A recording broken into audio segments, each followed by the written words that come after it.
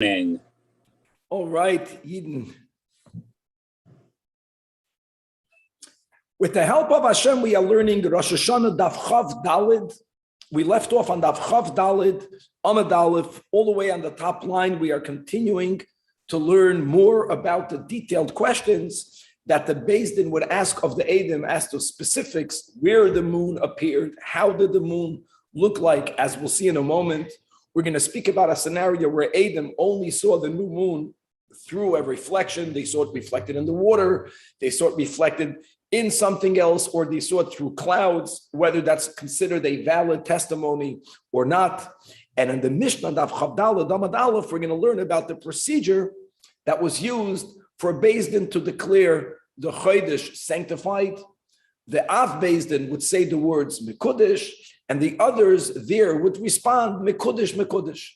And then we will learn a four-way machlokes Tanoim, two in the Mishnah and another two that the Gemara brings in a Braisa as to did they do it every month? You have actually four options. No matter whether the prior month was a deficient month, whether the prior month was a full month, do you always on the Rosh Chodesh make that procedure of Mekudesh and everyone responding Mekudesh, Mekudesh? Is it only done on a Chodesh Chaser? Is it only done on a Chodesh Mali? And as we'll see, we have a four-way machlokes Tanoim.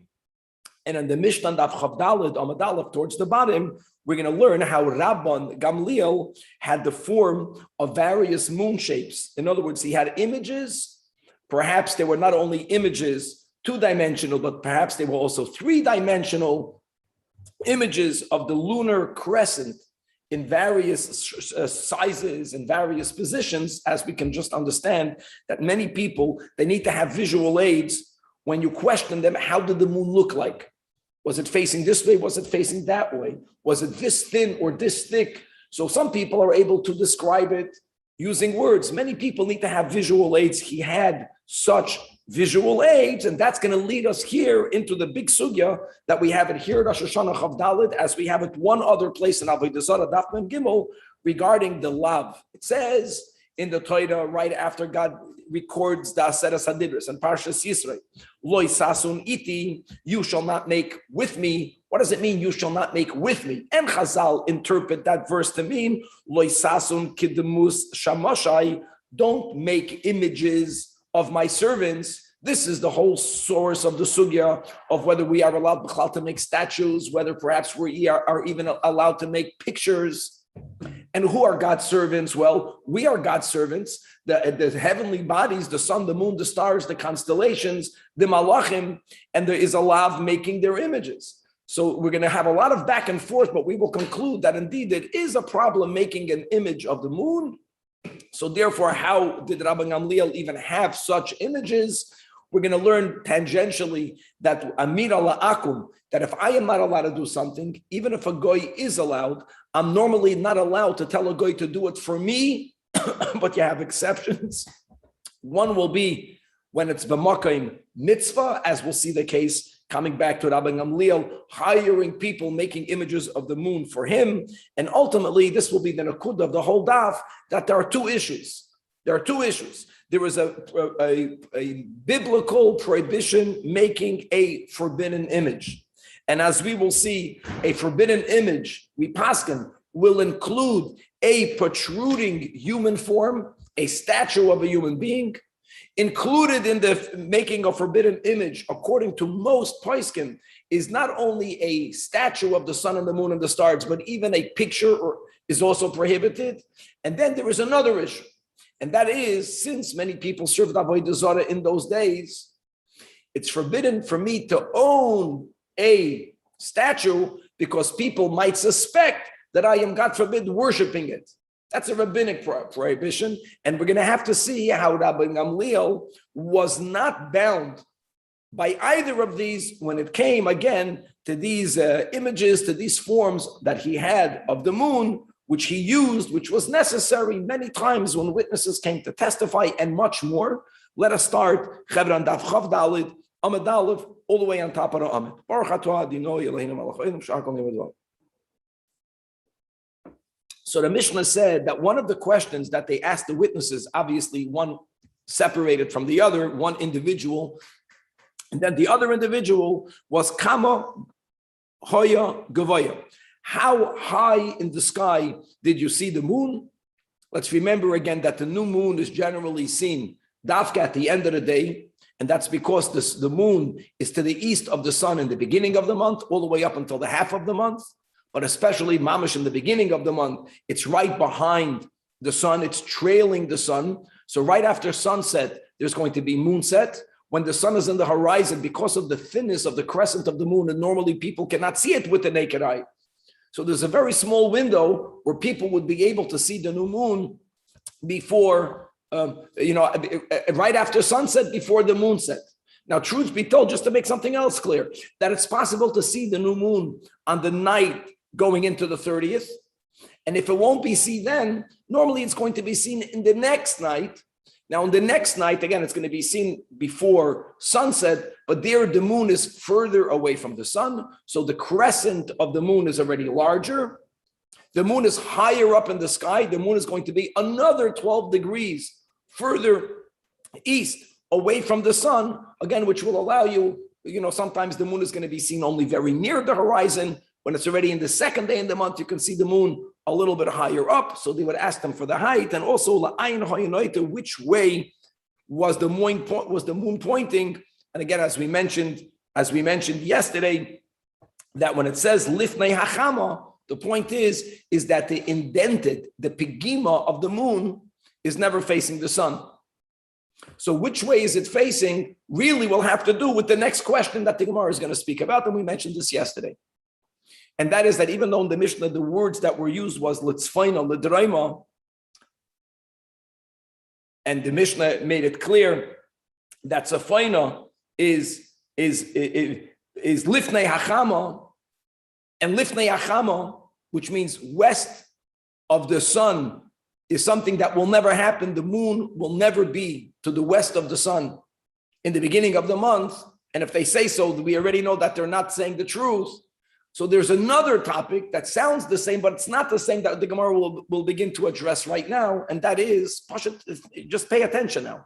When you see the sunset in the beginning of a month, here in LA or in any other place, and then you see the moon, and again, you'll see in the beginning of the month that right after sunset, you'll see a little crescent of the moon. If you will simply pay attention as to, is the moon towards the south of the sun, or is the moon in the northern side of the sun? They're both setting in the west, but it will change. That's something that changes. So says the Braisa Tanach that if the Edom say that the moon was seen, that the new moon was seen to the moon's north, means when we're facing west over here, wherever the sun came down, the moon will be a bit more to the right. It's going to come down, it's going to go down, it's going to set in the west a little bit more to the right of where the sun set. Then the Var of Kayamim, then they're saying the truth.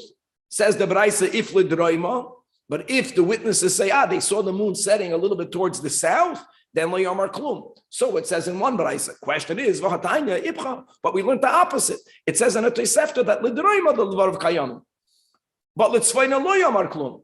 Fakert, it's only the moon is going to be to the south of the sun. So the Gemara says, like kasha, it depends on the time of the year. This is something that varies. Kan, the first Braisa, that tells you that the moon will be even further north than the sun when it's setting. That's b'yimai sachama, that's in the summer, and it makes so much sense because, as we mentioned, the sun really is traveling 1 degree every day, but it's not always staying on top of the equator.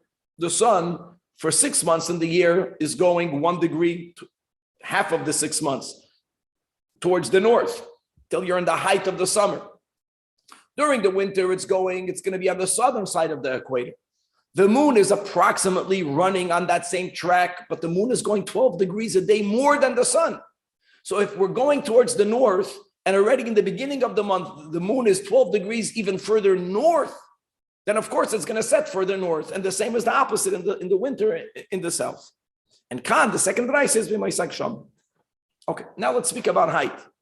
So again, speaking about height means if they're going to say that the moon was really high up in the horizon, we know they're not saying the truth. Because in the beginning of the month, the moon is very close to the sun, which is why to us it appears very thin. Second day, it's a little bit further away. It's 12 degrees a day. It's very simple. Now, one of the familiar sticks that we're going to use here as a measuring item was a goad was a mardas. It was some sort of stick with a point at one end that people would use to poke their animals to get them to move. So they would ask them, if one witness has said, in responding to how high up was it over the horizon? Or the height of more or less 2 mardois, 2 of these sticks. Here you have a good picture here about the sticks. And the other one said 3, even though they're not saying exactly the same, but this level of discrepancy is accepted. Most people don't know how to differentiate.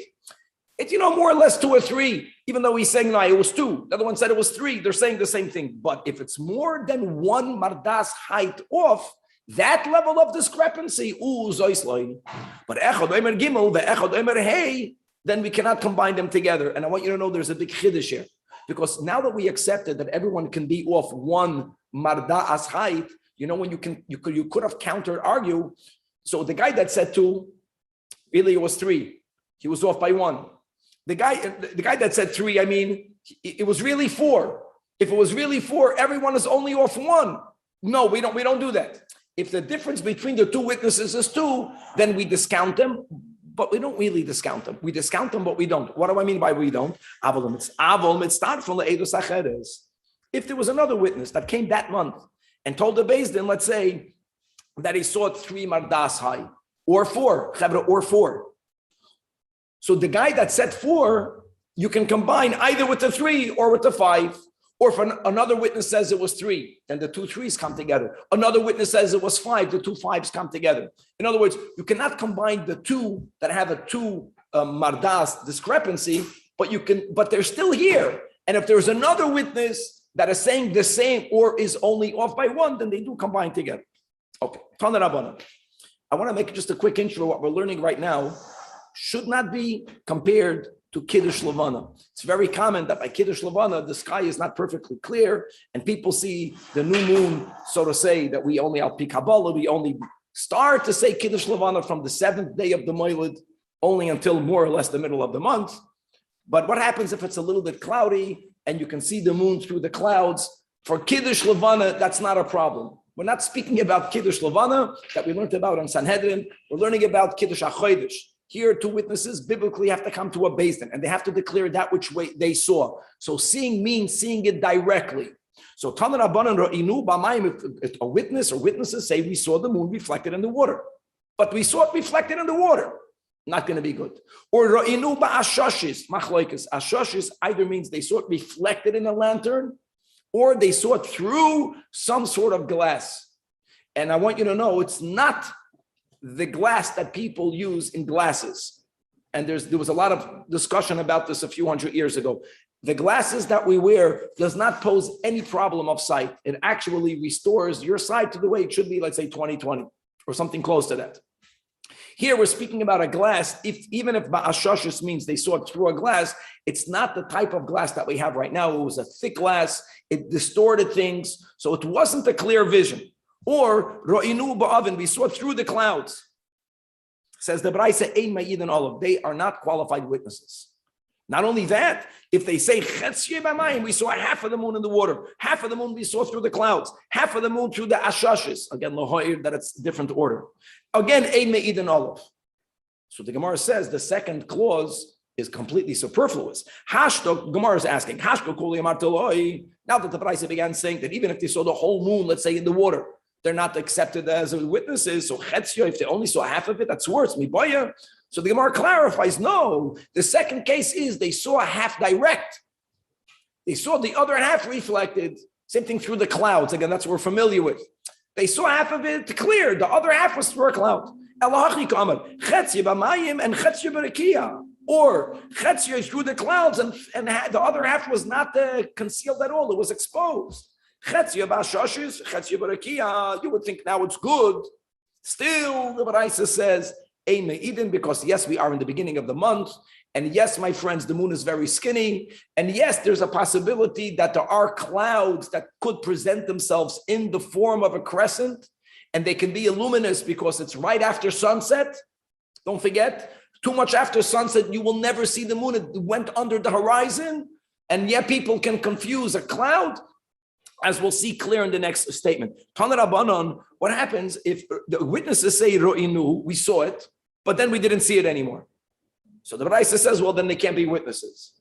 What does that mean? The Gemara says, what does it mean? Does it mean that if you see the new moon, you have to see it until you come in front of the Beis Din? The Gemara about kol hachi chazi kol hachi chazu va'azli. The witnesses see it the whole time until they come to Beis Din. That's absurd. Of course they don't. You see it and then you don't. What's wrong with seeing it and then you don't? So the Gemara says, Amar Abaya hachi ka amar. This is the problem. There are times that you are not looking to see the new moon. You're schmoozing with your friend. You're looking you're looking at Hashem's marvelous heavens. You're looking up. You were not trying to look dafka for the moon. So when you were not paying attention, you noticed the moon. And then you said to yourself in your mind, oh, perfect. I can see the new moon. I'm going to go testify. When you wanted to focus on the moon, you no longer saw it. That's where it's not good. Verstehst? No, we saw it incidentally, without intention of looking for the new moon. And then when we told ourselves, okay, now let's take a good look at it to go to Beis Din.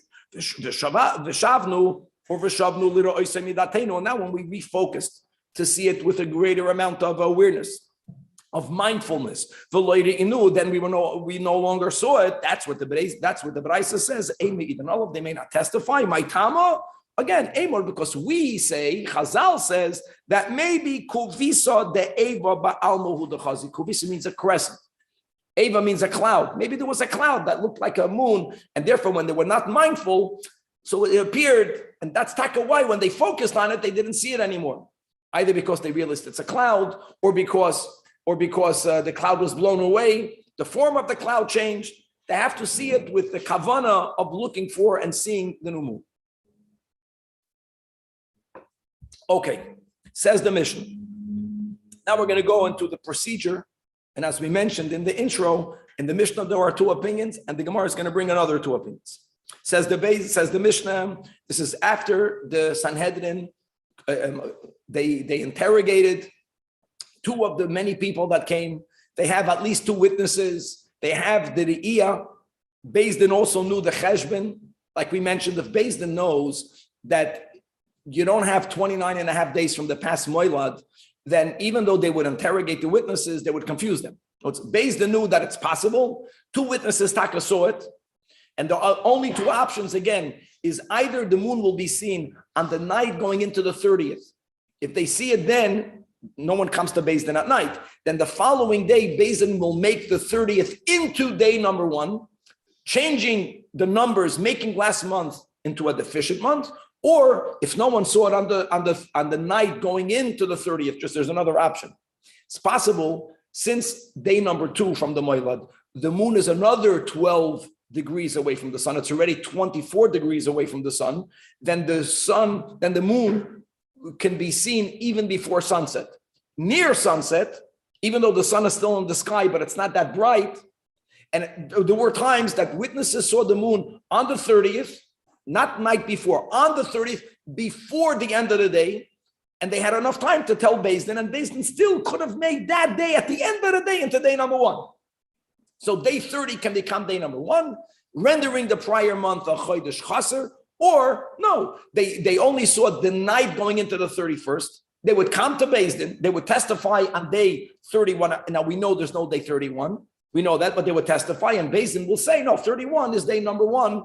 Last month, Taka had 30 days, but today is day number one. Now let's go. The ceremony, it was that the Rosh Beis Din Oimar, the head of the of Beis Din, would declare Mekudesh, and V'chol Ha'am, everyone that was there, the other Dayanim, the people, Oinen Achrav Mekudesh. Parenthetically, many people have a minute today by a wedding that after the Hassan puts the ring on the Kala and he affects the halachic Kiddushin, that the Lashon is in MERCAVA. The Kudeshes, the Rav will say, and everyone will say, Mikudeshes. It comes from here, a zecher to what happened by the Kiddush HaChodesh. And that's a compliment over here. In other words, the fact that the Jewish people are compared to the moon, and specifically the women are compared to the moon, and that the women have a minute we mentioned to celebrate Rosh Chodesh. Okay. Now, Tanach holds this ceremony is done. Nira bezmanoi means since be'emes, the moilad between one and the other is 29 and a half days. So we are expecting to be mekadesh day 30 into day number 1. So whether the prior month is deficient, that's nira bezmanoi. Whether it was cloudy and only day 31 is becoming Rosh Chodesh, regardless, this ceremony happened. However, second opinion in the Mishnah, and by the way, we paskin like the second opinion, and we're going to learn another to the Gemara that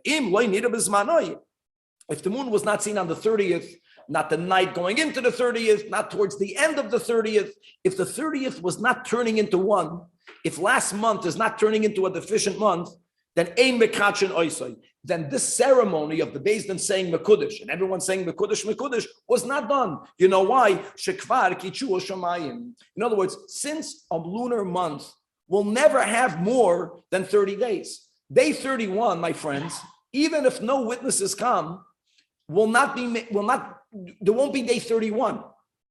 And by the way, Beis Din, even according to the Tanach, Beis Din can only do the ceremony if they had witnesses. It's very possible that it was cloudy for a week. If no one saw the moon, then L'Kula Alma, you didn't make the Mekudesh, because that's the way it is. That's the way Hashem made the world. A lunar month is 29 and a half days. You're not going to have more than a 30-day lunar month. So the Rabbi Elazar ben Tzaddik holds, even if witnesses came and you interrogate them and all's good and fine, and now you have him, but you don't make the ceremony. You only do it if Rosh Chodesh, mamish, like we learned yesterday or 2 days ago with the torches. When did they light the torches? Only if the prior month was a chassid. Certain things were not done if the prior month was not deficient. Says the Gemara. Rabbi, just to clarify, if witnesses didn't see it on the 29th, but they did see it on the 30th, meaning that it would be a malay, they would still come testify? Sure. Witnesses would not everyone knew about it. And they would come. People know. You see the new moon, you go to Beis Din. Even on Shabbos or no? Only even on Shabbos. Wow. They always came. That we learned that a few daf ago, because since there's a mitzvah to be mekadesh al pi re'iyah, you would come. And even if they wouldn't make the ceremony, but there was a mitzvah to have people coming to the Beis Din. Now, Rosh Beis Din v'chuli. First of all, how do you know about the ceremony? Where do you see in the Torah a hint that you have to make a declaration? Maybe just testify, and now we know what the ceremonial mekudesh. How do you know that the Rosh Beis Din declares it? When it says in Parshas Emor, Vayedaber, that's the word. Vayedaber Moshe es mayadei Hashem. Moshe spoke. What does it mean? He spoke. The pshat is, he gave over to the Jewish people all of the mitzvahs that God gave him to give us over. But here it means mekana remes sherosh Beis Din omer mekudesh. Then when it says v'chol ha'am oinem achrav mekudesh, how do you know that people respond to that? The Amar Kra mamash over there in Emor, asher tikru oisam, that you shall declare them.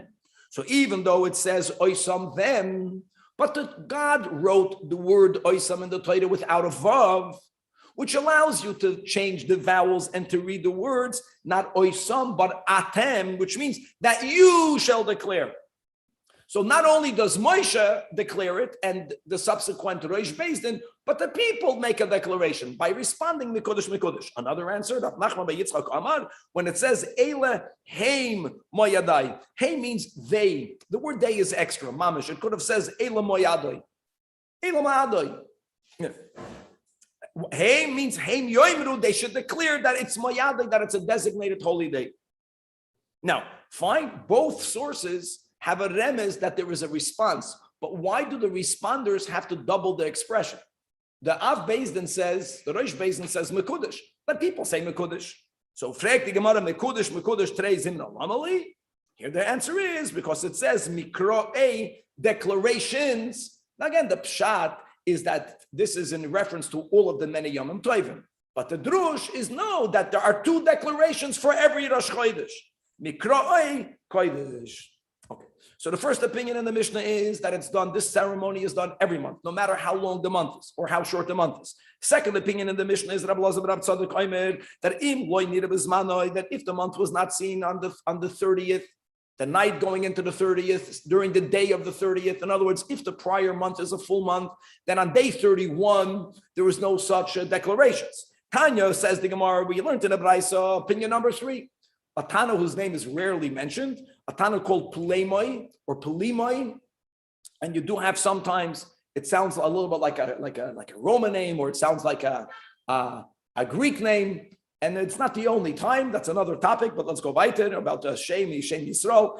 Pulimoi Oimer, mamish the opposite of the Mishnah. Yeah, it's only done sometimes, but you know when? If it's bismanoi, a mekachenoisoi. Imagine if witnesses saw the new moon, then on the 30th, which is normally when it should be seen again, because every month should be less than 30 days. So on day 30, you should already see the new moon. Since it's the way things are really, then you don't need to be mekadosh. Rashi writes the words that this declaration of mekudesh is some sort of way of like insisting on something. It's like overcompensating. There's no need to overcompensate. There's no need to support it. Only shaloi b'zmanai, if the prior month was not deficient. Now it's already day 31. Only day 31 is Rosh Chodesh. That's not true. The emesis is that the Mailot happened before, a couple of hours before. All theoretically, I'm saying. But still, so that when something is not exact, it needs support, then you're Mekadosh. And now, opinion number 4, Rabbi Elazar, Rabbi Shimon Aimer, Bachlal, he disagrees with this whole system of this whole ceremony he doesn't have. Benkach ubenkach ein mekatchen oisoi. The first wide line. And how does he prove it? From a negative. Since it says regarding Yovel in Parshas Bahat, Vik ukidashtem eis shnas hachamishim, that you shall sanctify the year, the 50th. You meaning based in, when do we sanctify? A year we sanctify. Shana mata mekadosh. V'iyata mekadosh chodoshim. You never make a ceremony to sanctify, to declare mekudesh on any of the months. So people knew because Beis Din accepted the witnesses. And then they sent the shluchim. Originally, they would light the torches, but this whole back and forth, according to the fourth Tana, does not exist. Now, what do we paskin like? Omar Rabbi Yehuda Omar Shmuel. The halach is like the second opinion in our Mishnah. The halach is like Rabbi Elazar ben Tzaddik. The halacha is that yes, there was this ceremony of the Rosh Av Beis Din, the people answering, but only when the Beis Din declared the 30th into day number 1. Only when the prior month was deficient. Only when you're being mekadosh the chodesh bismanai. And Amar Abaya afanon namitanina. You know what? You're right, and I'll prove it to you from a Mishnah that we're going to have on Chafei Yom Beis. What does it say in the Mishnah soon? That Ru'u Beis Din v'chol Yisrael. Like what happens if on the night of the 30th everyone saw it? But by the time the witnesses came to Beis Din, by the time Beis Din dealt with it, by the time they interrogated the witnesses, it's already dark, too late, even though everyone knew that the new moon already appeared yesterday.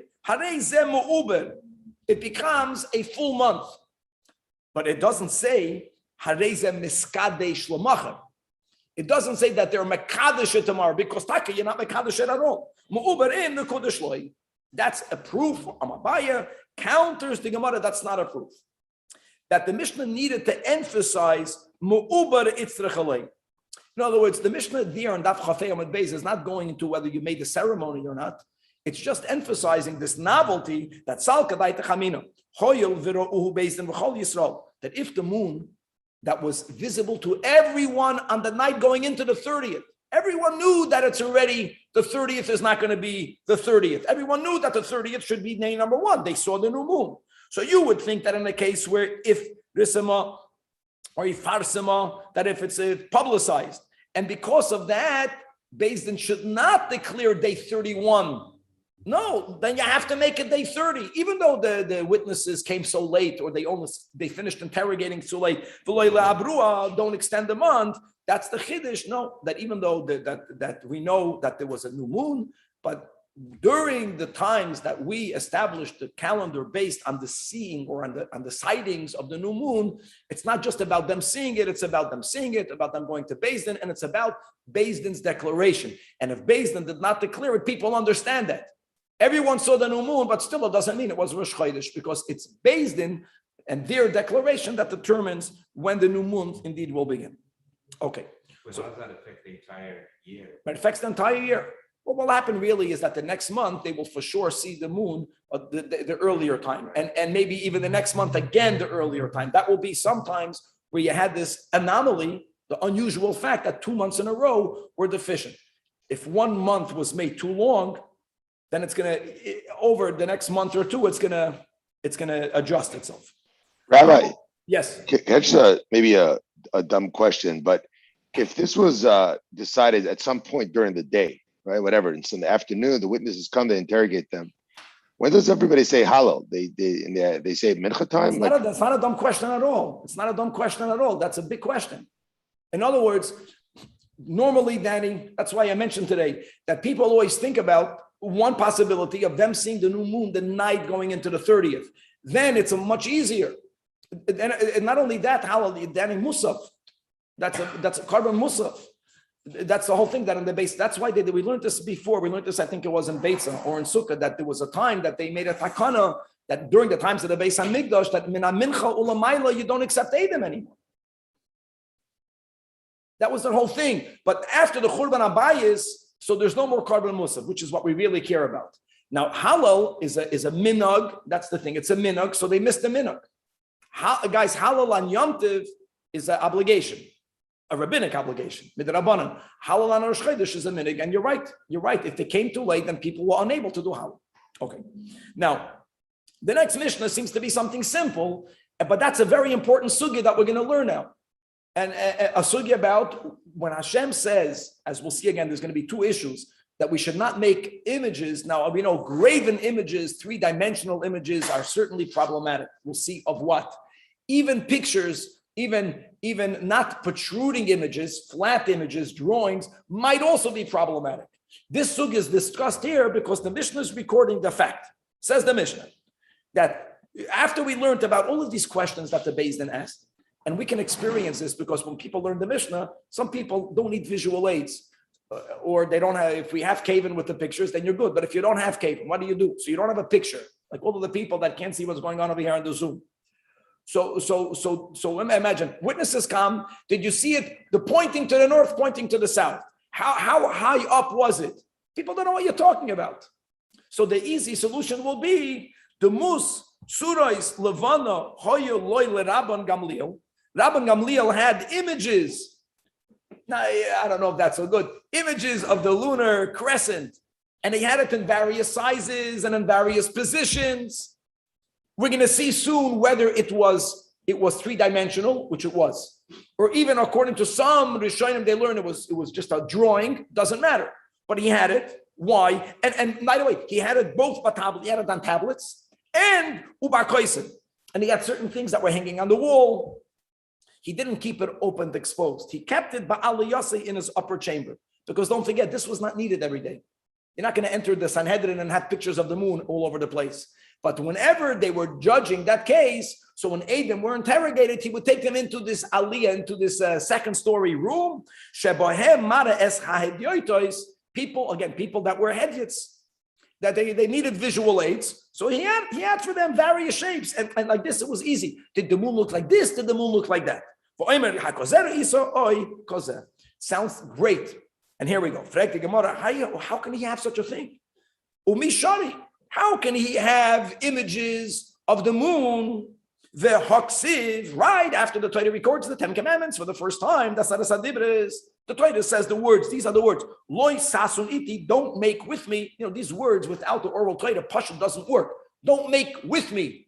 Now, really, the continuation of the verse is Loi sasun iti, right? Gave an Elokei Kesav, Elokei Zov, or really we say Elohei because it's an idol. Don't make with me a silver god, a golden god, with a little g. Don't make idols. Chazal Darshan, the meaning of the words Loi sasun iti means Loi sasun kedemus shamoshai. You shall not make images of my servants. Now, who are God's servants? You know what the answer is? Everything that God created. But we're going to see soon. We're going to see soon how narrow or how broad do we apply it. And it came on the kasha was that we understood in the beginning, and so is the emes, that we're not allowed to make images of the heavenly bodies, of the sun or of the moon.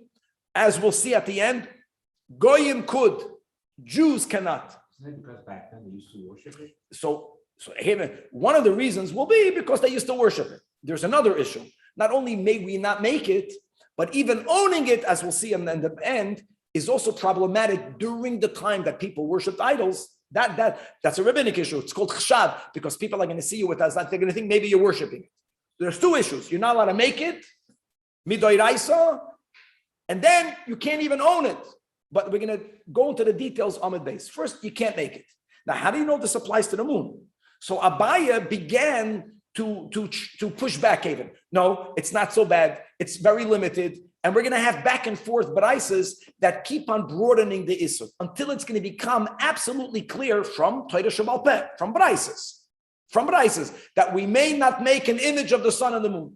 Now, does that mean just that today you cannot make even a drawing, or does it only mean don't make a three-dimensional image? That's a big machlokes in the Rishonim. It's a machlokes in Poskim, and we actually will paskin, like the Mechaber, that when it comes to the heavenly bodies, not to people, even a drawing for us to make is problematic. Of the sun, the moon, and the constellations. Goyim are allowed to make it. Nowadays, that people don't worship them in our society, we can own it. But let's go back to the Gemara. You can't make these images. So first, Abaya attempts to answer, guys, 3 lines before the bottom. We'll finish the daf today, God willing. That loy asra Torah ela shamoshim she'ef shel asoisim kamoisim. Answer number 1 is nah. My servants, you know what it means? You know what serves God? The Beis Hamikdash and the Kelim in the Beis Hamikdash. That which you can make replica, God says don't make a replica. What do you mean don't make an image of the sun? It's not even, it's so far off the sun. The sun is the sun. Your image is just your little image. It's not even shaykh. The problem is only don't make something which you can taka make. What can we make a replica of? Real replica? Building a home that is exactly in the dimensions of the Beis Hamikdash. Marshall, the Catholic Church, they violated that also, aside of all the other avedas of murder that they do. But they went ahead and they made in the Rome, they made rooms in the dimension of the Beis Hamikdash because God said not to do it. Oh, Kidatanya, Loyasa Adam Bayis, you're not allowed to build a home which is exactly Ketavnis Heichel, which has the form of the sanctuary. You're not allowed to make a pavilion that is Kavnis Ulam, that looks like the antechamber. You're not allowed to make a chutzner that has the exact dimensions of the Azara. That's about the building. Similarly, you cannot make a table that looks like the table that is a replica of the table. Now, people make models. If it's not the same size, then you can do it. You want to just get the proportions. Beautiful models that people make for educational reasons. But to make exactly the size of the shulchan or menorah, keneged menorah, you can't do that. Aval oisa daf chav daled amid beis. But if he's speaking specifically about the menorah, which is probably the oldest Jewish symbol, you can't make it if it's exact.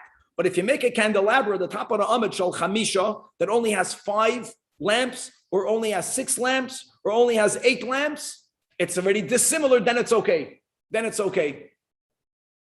the Rebbe's insistence that since the menorah in the Beis Hamikdash was not circular, it was angular, and don't be afraid, and our menorahs are shel shmeina, we should make it. It's not the same, we're not violating, but it should be the right, instead of circular, it should be angular. But Vishel Shiva Lo Yas, I want you to know that, the famous question on Hanukkah, why do we celebrate Hanukkah for 8 days if the miracle only really happened for 7 days? Because the oil was naturally enough for one. One of the answers is this, that if we would have celebrated Hanukkah for 7 days, then people might have erroneously made a menorah exactly in the same dimensions.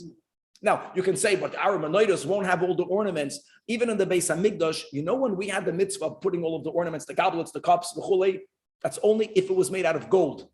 And even in the Beis Hamikdash, as we'll see in a moment, when the menorah, after the goyim stole it or they contaminated it, when we started to rededicate after the story of Hanukkah, and initially we had very inexpensive menorahs, then none of the decorations, there were no goblets, there were no knobs, there was no flowers, there was none of that.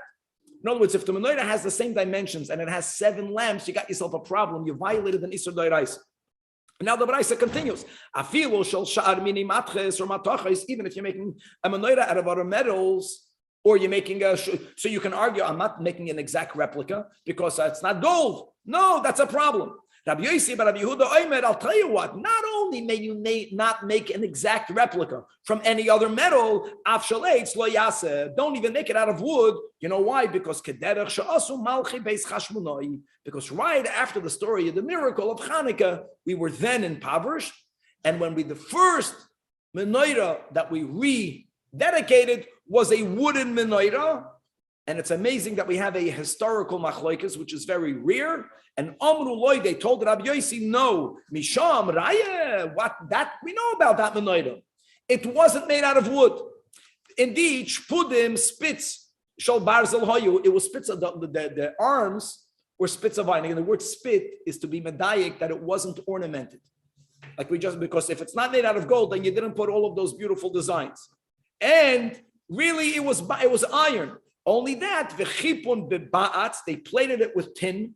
Why are we saying tin? Because tin, with a relatively small, short passage of time, time ravages everything. Time changes everything, at least everything that's Gashmi. So time will make tin look like wood. You're laughing. All right. It's okay. V'chipun beba'atz. And then just to know that we didn't leave such a simple menorah, but shiur, when the community got wealthier, asom shal kesef, we made it out of silver. Chazrave shiur, asom shal zahav. Bottom line is that we know that we may not make replicas of the temple and of the temple kalim. Parenthetically, the Gavaldike Institute, called the Holy Temple Institute, they can make kalim because they're making it for the Beis Hamikdash. That's a mitzvah to make. Okay. So Abaye is saying, hold on, who's told you that Loisasun Iti includes the moon? Counters the Gemara, what the Shamoshim, Shi'i, Efshal Asoisam Kamoisam, what you think all of the other servants of God, even though we cannot make a real perfect replica, Mishari, is it permitted? Vahatanya. So the Gemara is constantly pulling out new braises. It says again, Loisasun Iti, what does that mean? Loisasun Kedemus Shamoshai.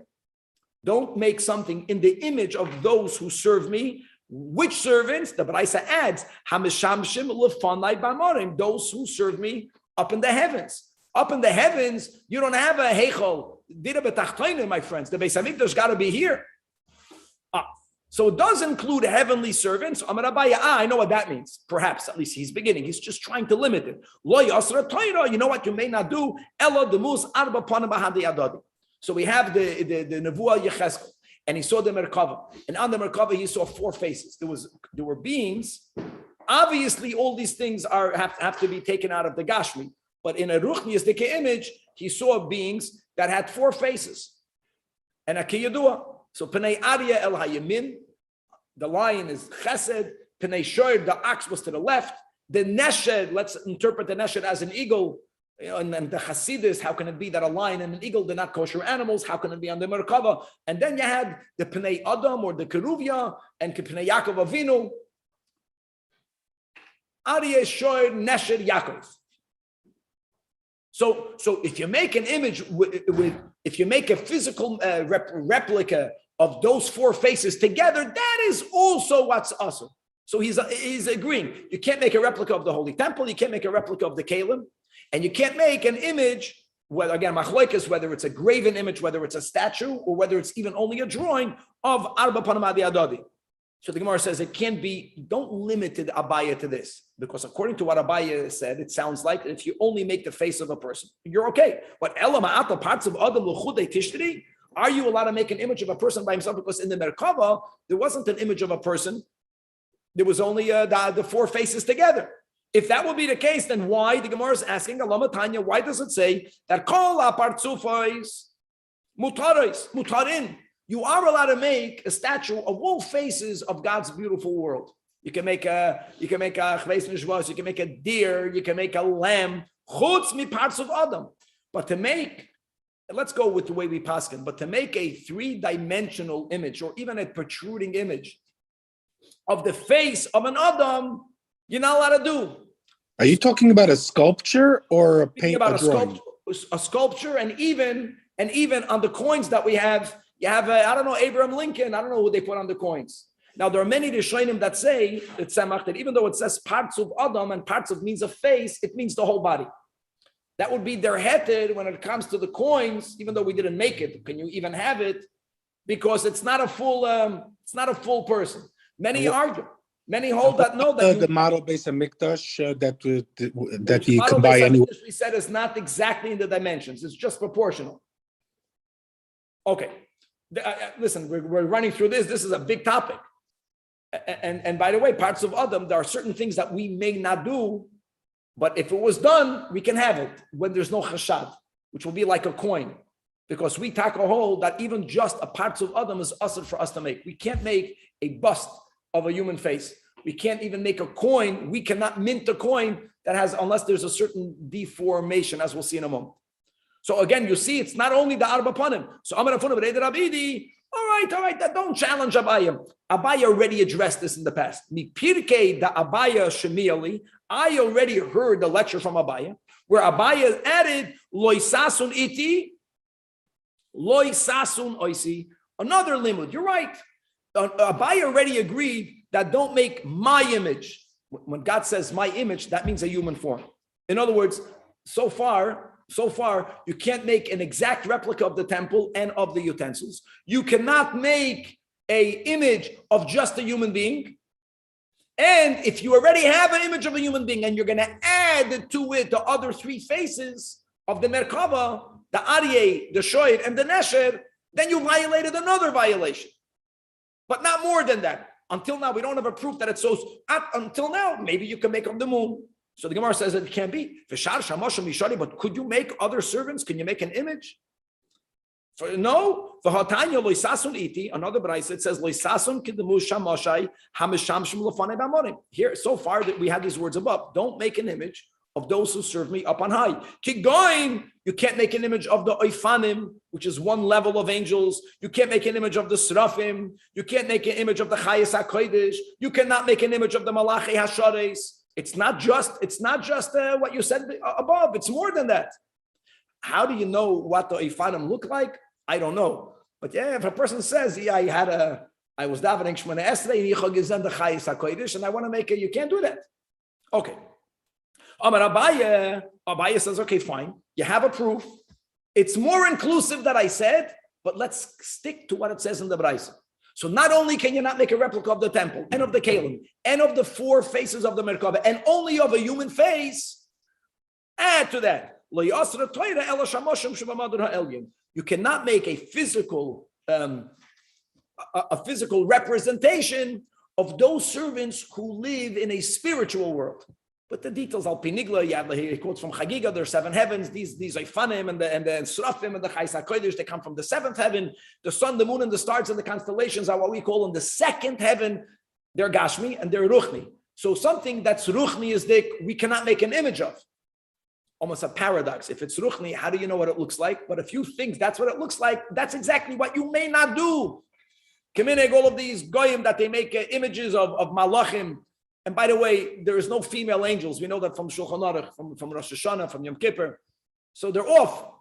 But if they make a statue of a male of Malach Machal, then it's a problematic. Okay, so all Abai is trying to push back is that find me a source that you cannot make a graven image of the moon. So far we didn't find, but the Gemara is continuing. But the ones, the servants of God that are already Gashmi, which includes the sun and the moon and the stars and the constellations, is that allowed? Forget about the pasuk le'sasuniti. Let's go to the 10 dibras. What's the second dibra? So it says, don't make a graven image. Asher bashamayim, representing that which is in the heaven. What does that mean? Says the Braisa, l'rabois chamo uluvano kichava mazolos. You may not do that. When it says mima'al nachmeta pazer l'rabois malachi asharis, you can't make a graven image. So the Gemara answers, no. You're confusing two things. That, the dibra, that's not a problem of just making it. You can't make it to worship it. It's not only can you not worship it, you're not allowed to make it if you are making it to worship it. Ki tanya yila avdam. Counters the Gemara, if the limitation of this law is only if you are making it to worship it, then why are we only prohibited to make a graven image of the sun if you're going to worship it? What, can I make a graven image of a worm if someone, God forbid, plans to worship it? So the Gemara says, yeah, and keep on reading the Braisa. The Tanya. Let's keep on reading the oral interpretation, the oral giloi of the words of the Aseret Adibros, of the second commandment. When it says, Bashamayim, we're up to Mimal Malachi Asharis. Asher Ba'aretz, L'Rabbis, you may not make an image of a mountain, of a tall mountain, of a gavois, of a hill, of Yamam of the seas, the hottest rivers, Afikim streams, Vigeyois in the valley. You can't make it if you're making it to worship it. You can't make it. And when it says Mitachas, under the ground, L'Rabbis Shulshul Koten. Okay. In other words, so far, if you're making an image to worship it, you may not make an image of anything. Not only if you are not worshiping it, not you, someone else, but even the maker is not allowed to make it. But if you're not, it's not being made for it to be worshipped, then you can make it of the sun and the moon. The Gemara says it's not true. We learned in the Braisa again. Loi sasun iti, loi sasun kedemu shamashay hameshamshim lefanai. And here we have that's it. That's already a checkmate. Kigoin, not this example is not about the Ifanim and the Srafim and the Chayis HaKodesh. Kigoin chama uluvana kichavim umazolis. Now we got a problem. It's not a checkmate, but it's a check. So one of the applications of don't make with me means don't make an image of the sun and the moon. There's the moon here. So how come Rabbi Gamlio will have those images? Answers the Gemara. Here we go. The prohibition of making an image of the sun and the moon, not for it to be worshipped, just you can't make it. That is a law, like most of the Torah given to the Jewish people. A goy is allowed to make a statue, a bust. You can make it of the sun and the moon. A yid is not allowed to make it. Question is, am I allowed to ask a goy to do something for me that I cannot do for myself? That is included in the isur of amira la'akum. And it's not only for Shabbos, but one of the areas where we don't have a problem of asking a goy to do something if there is a mitzvah need. Rabbi Gamlio wasn't collecting art. He wanted to make sure that if witnesses really saw the new moon and they're going to fail the interrogation because they didn't understand what the dayan was asking, or the dayan didn't understand what, this is such an easy way of solving that. Did it look like this? Did it look like that? There's a mitzvah need. So Shani, Rabbi Gamliel, the Achedim Asuloi. Achedim means non-Jewish people. They are allowed to make it for them. He commissioned them. And that's the Tosfos here. Again, Amira La'akum, B'Markei Mitzvah, L'Tzoyrech Mitzvah is allowed. But now we got another problem. And here's the other problem. The other problem is that there's two issues. I'm not allowed to make an image. I'm not allowed to own an image if people will think that I, God forbid, might be worshiping it. So when you live in a society where the peoples around, they had these getchkalach, they had these statues that they worshiped, that they attributed divinity into them, like today in the Far East, right? These little Buddhas all over the place. So then you can't have something that people will suspect that you are also worshiping it. So how can Marisayan? Huh? Marisayan? It's called chshad. Chshad is worse, I think. Okay, chshad of avodah zarah. Now, you know, one of the common items that had protruding images was rings, signet rings. Men used to use rings. They weren't ornamental. They were functional. They were seals. And look at this. Rav, the great Rav Yehuda, the Talmud of Rav, who became a Talmud of Shmuel, he had a signet ring that he didn't make. The Achedim Asui Loi. Now, whether it had a face protruding or the images of the sun or the moon, it was one of those two. Something that a Jew cannot make. Others made it for him. Now, was it a tzorech mitzvah? That's a big question, but maybe he didn't even commission. Maybe he just got it as a gift. That's even less problematic. He didn't even ask them. Va'amar lei Shmuel, his second teacher, told him, Rav Yehuda, with respect, Shinana, you sharp one, or you 2D one. Samei eino dedain. Samei eino dedain means deface it. It's very important. It doesn't mean blind the eye. Defacing it actually means what we do is we chip the nose. And that's a halachic concept. In other words, that even in the Rebbe's earlier years, before it became common for us to accept pictures of people, when it was still controversial, the Rebbe, in many of the earlier pictures, you'll see him with his thumb on his nose. He does something, he covers his nose a little bit. Because if the nose is covered, or let's go to a real image of a person, meaning not an image, a protruding image, a statue, if you have one, you have to chip the nose. So he told him, deface the ring. But the question is, why would he have to deface it? If you're telling me that if you didn't make it, if others made it for you, it's a non-problem, so why did he have to deface it? So answers the Gemara, over there, there it was a protruding ring. The image that he had, that Rabbi Yehuda, was protruding. And the issue of you may not make it is not a problem if you didn't make it. But there is another problem, chashad. Umishum chashada. Now, obviously, the question will be, why wasn't there chashad for Rabbi Gamlio? The Gemara is going to address that. Here's where the Gemara says this too. You may not make it, issue number one. That is resolved if you didn't make it. If a guy made it for you, a guy can make it. A guy cannot make it to worship. But if a guy not made it, then you can own it. That's one issue. Not only that, b'marka mitzvah, you can commission the guy to make it. There is another issue, rabbinic, chashad. And because of chashad, Shmuel tells Rabbi Yehuda, you got yourself a nice signet ring, say goodbye to it. Deform it, deface it. Now, Kedetanya, beferish. Tabas, now like this. When it comes to a human being, the problem, we're saying way we paskin now. The problem of making a form of a human being is only if it's three-dimensional, which will include a signet ring that's protruding. Now, many signet rings, the image was actually indented in it. So when you would use it, the wax would be protruding. Can you own such a signet ring? So this is what the Baraisa says.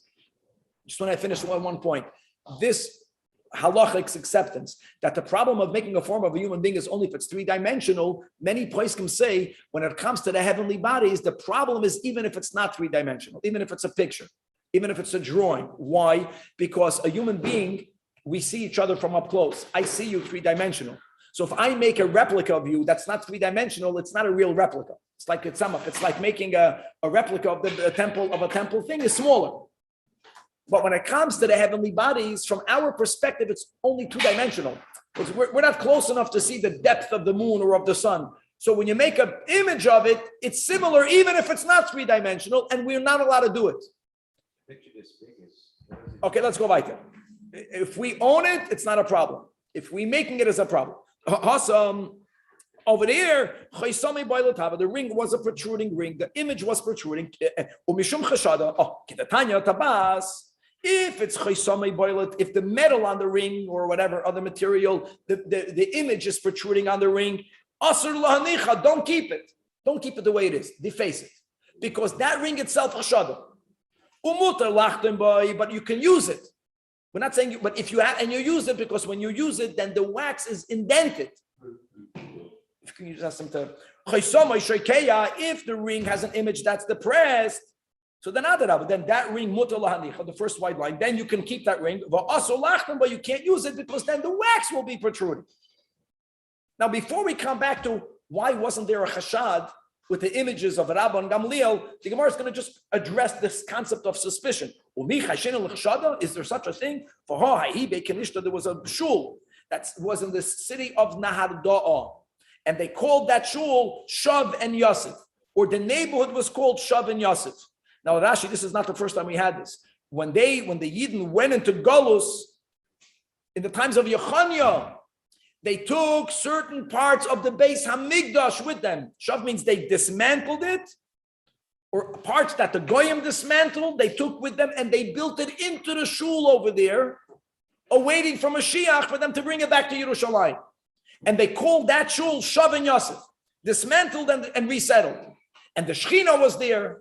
In front of that shul, the Havabei Andarta, there was a statue of the king. That was the minig. That to give honor to the local governor, you made a statue of, there was a statue of the king. That's a full three-dimensional image of a human being. Now, it was not made to worship. It was not made by Yidden. We owned it. So there was no violation of thou shalt not make it. But now that we're adding another dimension, it's not only about you or me, a Yid, making it. Even if Goyim make it, but there's a suspicion, how were they allowed to keep it there? And don't think that people did not see it. But who went into that shul? Rav went into that Shmuel. Shmuel went into the Shmuel. It was his shtetl, his city. And the father of Shmuel and Levi, and they all davened there. So the Gemara answers, no. When you have a statue in a public place, people, even they didn't have such a taiva then. In public, a statue is not a problem. Rabbim shining. No, you're not going to suspect that everyone is worshiping in front of a shul. So far-fetched, there's no chashad. And now, what about Rabban Gamlio? Because he had it in his attic. Chashad. So answers, think about it. Kivin the Nasi, you know. He was the head of the Sanhedrin. Who do you think went up there? Everyone was going to his office the whole time. He was in a public place. It's like the Rabbin. Number one. Number two, Iba Yisema. Now, this is not going to the Chashad. This is going back to the first question. How can you even make it? It wasn't commissioned by the Goyim, or it was commissioned by the Goyim. There's different ways. But what Goyim made was they took the moon and they had it made in different sections. Now, it was made in a way where it's easily assembled, easily disassembled. So now we're learning another thing. If Goyim makes something that you can assemble and disassemble, even if the Jew is the one that's doing the assembling, he's not making it. There's no chashad, because by the very fact that it wasn't a solid moon, you see, people don't worship that. It was a Lego moon. And the final answer, the Iboy Yisema, Lislamed of it, he made it. When is a Jew not allowed to make an image, including of the sun and the moon? And according to many, not even a picture. According to others, only a three-dimensional protrusion. That's if you are making it, let's say, stam. You're making it for art. If you're making it to worship, you can't make even a worm. But if you are making it because you need it to learn, you need it, it's functional. To ask the witnesses, that's b'chlal allowed. And where do we find that from? Like it says, and we this a pasuk in Shoiftim after Hashem reiterates that we're not allowed to practice witchcraft and sorcery, and also you can't make images. And it says in the Chumash,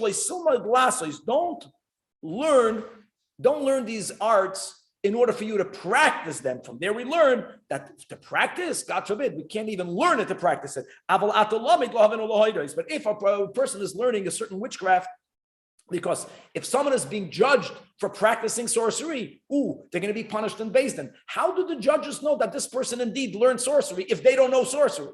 So if they're learning it for them to know it, or in our case, they're learning for them to understand and to teach it. In the case, this verse also includes making images. So if Rabbi Gamlio made it, he hired Yidden to make it. They made it in order to teach the witnesses to show me the moon. That it wasn't like this or was like that. That is not a problem not to make it. Does that answer the chshada? That's the big topic. According to many, that doesn't resolve the chshada. The chshada was already resolved before because it wasn't a public place. Or because it was leprakim, God willing, to be continued. What about stars? Stars is the same problem. In other words, what we concluded right now is that b'chlal, whether there's chshada today in the Western world, that's discussed in the Periscope, just to be aware of that. But us making a three-dimensional sculpture is prohibited. We're not allowed to do that.